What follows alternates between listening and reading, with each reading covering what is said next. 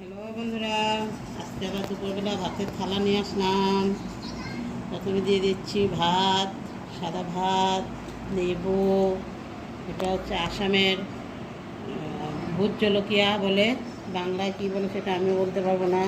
আলু ভাত কেরালা সিদ্ধ, এটা ঢেঁকির শাক, কাঁঠালের বীজ, ঝিঙে আলু পোস্ত সব দিয়ে, সর্ষে দিয়ে চচ্চড়ি, ভাত কী পাতা, গাঁদাল পাতা দিয়ে, গাঁদাল পাতা বেটে সুন্দর করে তারপরে ঝোলটা করেছি।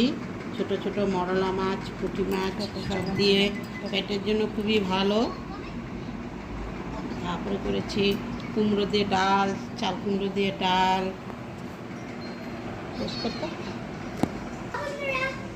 কেমন লাগলো বলুন, লাইক করুন, সাবস্ক্রাইব করুন, কমেন্টস করুন।